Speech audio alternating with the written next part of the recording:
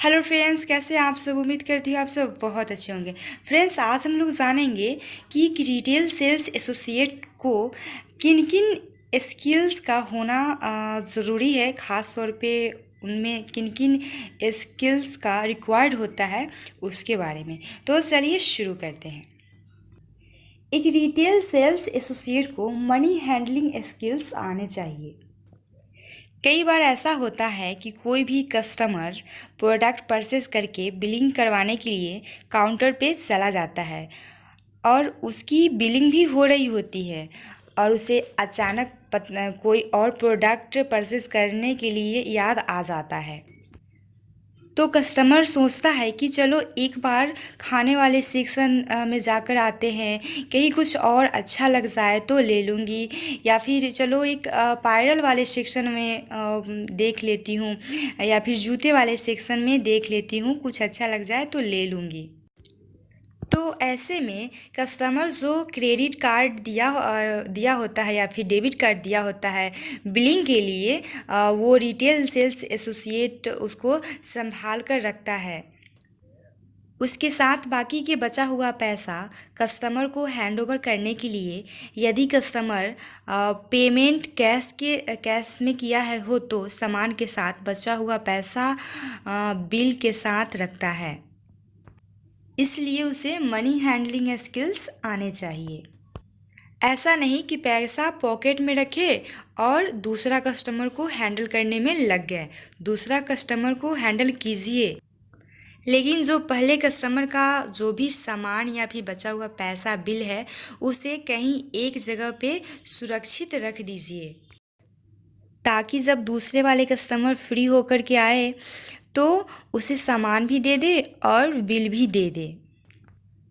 उसने debit card या फिर क्रेडिट कार्ड जो भी दिया है वो भी काउंटर से रिटर्न करवा दें।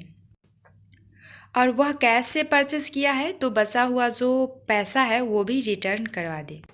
इसके अलावा हर एक सेल्स एसोसिएट का अपना अपना कैश रजिस्टर होता है, जिसके माध्यम से वो बता पाता है कि आज के दिन वो कितना कस्टमर को अटेंड किया और कौन सा प्रोडक्ट सेल किया और कितने वैल्यू का प्रोडक्ट सेल किया। एक कैश रजिस्टर काउंटर पे रहता है। जब भी फ्री होता है सेल्स एसोसिएट तो उस रजिस्टर को मेंटेन करता है। इससे यह पता चलता है कि कितना कस्टमर को अटेंड किया, क्या प्रोडक्ट था, कितने वैल्यू का था। दिन के अंत में सारे सेल्स एसोसिएट का परफॉर्मेंस देखा जाए तो उस कैश रजिस्टर से पता चल जाता है कि पर्टिकुलर जो सेल्स एसोसिएट होता है वो कितने कस्टमर को अटेंड किया, कितने प्रोडक्ट सेल किए, क्या क्या प्रोडक्ट सेल किए, कितने वैल्यू का था। ये सारा इस कैश रजिस्टर से पता चल जाता है, इसीलिए बहुत ज़रूरी है। अब आता है सेल्स। एक रिटेल सेल्स एसोसिएट को कोई भी कस्टमर को प्रोडक्ट सेल करते समय किन किन बातों का खास तौर पे ध्यान रखना चाहिए उसके बारे में। कोई भी कस्टमर आया, कोई भी प्रोडक्ट के बारे में बताया, सेल्स एसोसिएट ने उस प्रोडक्ट को दिखाया, डेमो दिया, उसके बजट के बारे में बताया, उसे उस प्रोडक्ट के बेनिफिट के बारे में बताया। सेल्स एसोसिएट ने कस्टमर को प्रोडक्ट के यूनिक सेलिंग के बारे में बताया। फॉर एग्ज़ाम्पल, टूथपेस्ट है तो टूथपेस्ट पेप्सोडेंट बनाता है गम केयर, कोलगेट बनाता है सोल्ट वाला टूथपेस्ट, कोलगेट बनाता है हर्बल टूथपेस्ट, कोलगेट बनाता है कैल्शियम वाला टूथपेस्ट। इसके बाद पतंजलि है, वो हर्बल प्रोडक्ट बनाते हैं। तो कस्टमर के नीड्स को जानने के बाद सेल्स एसोसिएट को हेल्प मिल जाता है। हो सकता है कस्टमर बोले हर्बल टूथपेस्ट चाहिए, तो हर्बल टूथपेस्ट ज़्यादातर हम लोग जानते हैं और भी बहुत सारे ब्रांड के प्रोडक्ट हैं। हर्बल टूथपेस्ट में शहनाज का भी आता है, हर्बल टूथपेस्ट में फॉरएवर का भी आता है, पतंजलि का भी आता है, लेकिन सबका प्राइस रेंज अलग अलग होता है। तो सेल्स एसोसिएट क्या करता है, उसका मेन मोटिव होता है सेल करने का। तो वह बेहतर प्रोडक्ट दिखाता है महंगा वाला, तो कस्टमर बोलता है कि आप फॉरएवर का टूथपेस्ट बता रहे हैं, 100 ग्राम का 500 और 500, वही कोलगेट के टूथपेस्ट 100 ग्राम का 80 रुपया है, तो इतना महंगा प्रोडक्ट क्यों लूँ। तब रिटेल एसोसिएट का काम होता है प्रोडक्ट का जो भी बेनिफिट है वो बताना, प्रोडक्ट का जो भी यूएसपी है वो बताना, उसके बारे में डिटेल में बताना, कोशिश करना कि सर आप एक बार ये लेकर जाइए फॉरएवर का टूथपेस्ट, इसमें आपके दांतों को नुकसान नहीं होगा, गम को नुकसान नहीं होगा, मुंह से स्मेल नहीं आएगा और ब्लडिंग नहीं होगी। ये सारे प्रॉब्लम को तो देखता ही देखता है, साथ में ये दांतों पे चमक लाता है।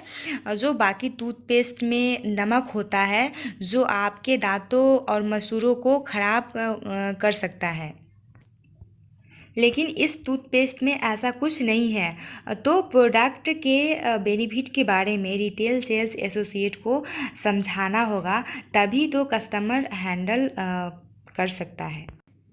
अब एक रिटेल सेल्स एसोसिएट को कस्टमर के साथ रिलेशनशिप बिल्ड करना होता है। कई बार ये होता है कि कोई कस्टमर एक रिटेल स्टोर को पकड़ा होता है।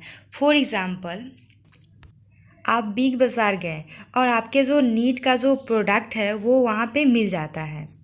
वहाँ पे जो रिटेल सेल्स एसोसिएट होता है उसी काउंटर पे आपके जो ज़रूरत के सामान होते हैं वो मिल जाते हैं और आपके पसंद का भी होते हैं। मान लीजिए आप कपड़ा लेने गए और उसी काउंटर पे जो सेल्स एसोसिएट होता है वो यूनिक चीज़ें दिखा रहा है और बोलता है सर अभी बेस्ट स्टॉक आया है, उसमें से ये सबसे बेहतर है, थोड़ा सा बजटेड है, लेकिन आप लेकर जाइए, आप सर्टिफाई हो जाइएगा यूज़ करने के बाद। तो इस तरह से रिलेशनशिप बिल्ड स्किल आने चाहिए, जो कस्टमर को समझना, उनकी ज़रूरत को समझना एडवांस में, और वो ज़रूरत एक सेल्स एसोसिएट ही समझ सकता है। कैसे समझेगा? तो कस्टमर कितने बार आया, क्या क्या प्रोडक्ट परचेज करते हैं, क्या उनकी नीड होती है, क्या उनकी बजट है, किस तरह का वो यूज़ रखते हैं, ये सब जानकारी एक सेल्स एसोसिएट को होता है। तो वह रिलेशनशिप बिल्डिंग कर पाते हैं या रिलेशनशिप बिल्डिंग पे सेल आउट करने में हेल्प मिल जाती है एक सेल्स एसोसिएट को। अब मास्टरी, एक डिटेल सेल्स एसोसिएट को पर्सनल मास्टरी स्किल्स होना ज़रूरी है, सेल्फ डिसिप्लिन होना ज़रूरी है। कोई भी कस्टमर चाहे सब्ज़ी खरीद रहा हो या फिर कार खरीद रहा हो, चाहे वो कपड़ा खरीद रहा हो, चाहे वो बर्तन खरीद रहा हो, कोई भी प्रोडक्ट बाय कर रहा हो, जो सेल्स एसोसिएट होता है यदि वो प्रेजेंटेबल है, बाय ड्रेसिंग है, तो कस्टमर उसके पास जाता है। जो भी प्रोडक्ट के बारे में पूछना होता है वह उससे पूछता है। तो ग्रूमिंग होना बहुत ज़रूरी है एक सेल्स एसोसिएट को। एक रिटेल सेल्स एसोसिएट का कपड़ा साफ़ होना चाहिए, बाल कटे हुए होने चाहिए, नाखून प्रॉपर कटे होने चाहिए, देखने से फ्रेशनेस होना चाहिए। ये नहीं कि दाढ़ी बढ़ा हुआ है और काम के बोझ में दबे हुए हैं। तो ऐसे रिटेल सेल्स एसोसिएट के पास कैसे भला कोई कस्टमर जाएगा? कस्टमर किसके पास जाएगा? जो देखने में फ्रेश हो, प्रॉपर ड्रेस में हो, प्रॉपर जूता हो, कपड़े साफ हो, कपड़े आयरन किए हुए हो, जूता पॉलिश किए हुए हो, बात करने में सही हो और कॉन्फिडेंस हो, उसके पास कस्टमर जाएगा। एक सेल्स एसोसिएट को फ्रेंडली होना चाहिए, जो कस्टमर को अच्छे से ग्रीट करे, वेलकम करे और चेहरे पे प्यारा प्यारा स्माइल हो, कस्टमर की बात को सुनता हो, उसकी ज़रूरत को समझता हो, फिर सामान को दिखाता हो। ऐसे में प्रोडक्ट सेलिंग के चांसेस बढ़ जाते हैं। तो फ्रेंडली बिहेवियर होना चाहिए। अब इसका ये मतलब नहीं कि आप कस्टमर के कंधे पे हाथ रख दे।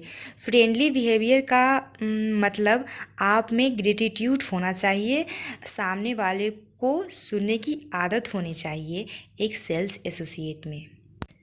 अब एक सेल्स एसोसिएट तभी किसी भी प्रोडक्ट को अच्छे से सेल कर सकता है, कॉन्फिडेंटली सेल कर सकता है, जब उस सेल्स एसोसिएट के पास प्रोडक्ट के और सर्विस के बारे में डेप्थ नॉलेज हो, जब उस प्रोडक्ट के बेनिफिट और उसके यूएसपी के बारे में जानता हो। रिटेल में हमेशा एक टर्मिनोलॉजीज यूज़ होती है, यूएसपी। किसी भी प्रोडक्ट को सेल करने के लिए जो बुलेट पॉइंट होता है, यूनिक सेलिंग प्रीपोजिशन, उससे जुड़ी खासियत होती है, उसको बोलते हैं यूनिक सेलिंग प्रीपोजिशन, जो उस प्रोडक्ट को सेल करने में मदद करता है। सभी प्रोडक्ट का एक यूएसपी होता है, इवन हमारा और आपका भी एक यूएसपी होता है। फॉर एग्ज़ाम्पल टूथपेस्ट आज के ज़माने में बहुत सारे हैं। कोलगेट भी बनाता है, कैल्शियम का, सॉल्ट का बनाता है। ये सब दांतों के लिए फ़ायदेमंद होती है। इसका ये मतलब तो नहीं कि हम नमक से टूथब्रश करने लग जाए, या फिर कैल्शियम से टूथब्रश करने लग जाए, या फिर लौंग के तेल से टूथब्रश करने लग जाए। सारी चीज़ें थोड़ी थोड़ी मात्रा में रखी हुई होती है ताकि हमारी दांतों में असर ना करे, दांतों को नुकसान ना पहुंचाए। गम को स्ट्रॉन्ग करने के लिए पेप्सोडेंट है, ओरल बी का टूथपेस्ट आता है, इसके अलावा फॉरएवर का भी आता है। बहुत सारे ब्रांड है। हर्बल की बात करें तो मीट रेंज की बात करें तो पतंजलि है। तो सारे प्रोडक्ट कुछ ना कुछ खासियत लिए होते, उस प्रोडक्ट को सेल आउट करने में हेल्प करती है।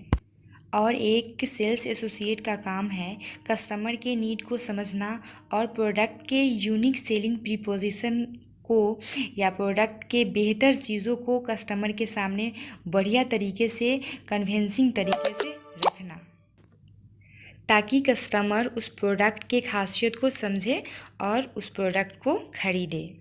एक सेल्स एसोसिएट से ये उम्मीद होती है कि जो भी काउंटर उसे मिला है, उस काउंटर में जितने भी प्रोडक्ट है, उस प्रोडक्ट के बारे में सेल्स एसोसिएट को डेप्थ नॉलेज होना चाहिए, तभी वो सेल आउट कर पाएगा प्रोडक्ट को अच्छे तरीके से। फॉर एग्ज़ाम्पल, किसी रिटेल सेल्स एसोसिएट को टूथब्रश का सेक्शन मिल जाए तो रिटेल सेल्स एसोसिएट सबसे पहले उस टूथब्रश के बेनिफिट के बारे में जानेगा, उसके कॉस्टिंग स्ट्रक्चर को समझेगा। जैसे ब्रश तो एकदम चारकोन वाला भी आता है, गम केयर के लिए भी ब्रश आता है, और माउथ के अंदर जाने वाला भी ब्रश आता है।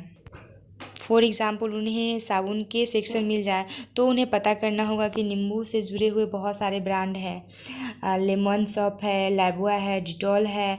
तो इसके बारे में जानना होता है कि ये जो लाइबॉय का ये जो लेमन शॉप है वो 100 ग्राम में आता है, 50 ग्राम में नहीं आता है। इसका प्राइस 40 रुपया है, 10 रुपया वाला दूसरा प्रोडक्ट आता है। तो ये एक सेल्स एसोसिएट को अपने सेक्शन के बारे में, अपने पर्टिकुलर जो काउंटर होता है, जो भी उसमें प्रोडक्ट होता है, उसमें सारे प्रोडक्ट में उनको डेप्थ नॉलेज होना चाहिए, ताकि कस्टमर के सामने में बढ़िया तरीके से रिप्रेजेंट करे और उसे सेल आउट करे। अब होता है कम्युनिकेशन। कई बार ये होता है कि कस्टमर कोई भी प्रोडक्ट को परचेज करके ले जाता है और उसमें कोई प्रॉब्लम आ जाता है तो उसे एक्सचेंज करने के लिए आता है, और उस प्रोडक्ट के अंदर कोई भी प्रॉब्लम हो सकता है, जैसे धागा कहीं से निकला हो, या फिर उसका अनफिट हो रहा हो, वो लूज़ हो रहा है, बहुत सारे इशू हो सकते हैं। तो कस्टमर वापस करने के लिए आया हो बिल के साथ, तो पहले तो कस्टमर नाराज़ होकर आता है क्योंकि उसको दूसरी बार आना पड़ा है, न्यू प्रोडक्ट को रिप्लेस करवाने जाना पड़ रहा है, तो वो तो थोड़ा सा नाराज़ रहेगा ही। तो उस टाइम कस्टमर को सही तरीके से अटेंड करना होता है। जो भी प्रॉब्लम है कस्टमर का वो सॉल्व नहीं कर पाए तो रिलेशनशिप बिल्ड नहीं कर पाएंगे, बेटर कम्युनिकेशन नहीं बन पाएगा, तो कस्टमर चिल्लाना शुरू कर देगा। तो उस टाइम कस्टमर को स्मार्ट तरीके से हैंडल करना होता है। कस्टमर को सुनना, समझना क्या प्रॉब्लम है और प्रॉपर समाधान करना। रिजोल्यूशन देने में जल्दीबाजी नहीं करना है। खुद नहीं समझ में आए तो मैनेजर के पास जाइए, क्योंकि जो भी टीम लीडर और फ्लोर मैनेजर होते हैं वो उस चीज़ों को बेहतर समझेंगे। इसके बारे में फ्लोर मैनेजर को उसको देखने का बड़ा नज़रिया होता है। तो आपके जो फ्लोर मैनेजर होंगे वो उस कस्टमर के बारे में कुछ क्वेश्चन आपसे पूछेंगे। तो फर्स्ट क्वेश्चन रहेगा कि कस्टमर कब आया था, कस्टमर क्या लिया था, कस्टमर कितने का प्रोडक्ट लिया था, कस्टमर वो बिल है या नहीं है उसके पास, प्रोडक्ट में क्या इशू है, कस्टमर एक्सचेंज करने के लिए कह रहा है, तो उस टाइप का कोई भी दूसरा प्रोडक्ट है तो उसे दे दीजिए। नहीं है तो अलग टाइप का कोई प्रोडक्ट दे दीजिए सेम प्राइस में, या फ्री ऑफ कॉस्ट रिटर्न करना है, या मार्जिन काटना है। इस तरह के बहुत सारे पैरामीटर्स होते हैं। इसमें बहुत हेल्प करते हैं फ्लोर मैनेजर एक सेल्स एसोसिएट को कस्टमर के इशू को रिजॉल्व करने में। Thank you for watching. Have a good day.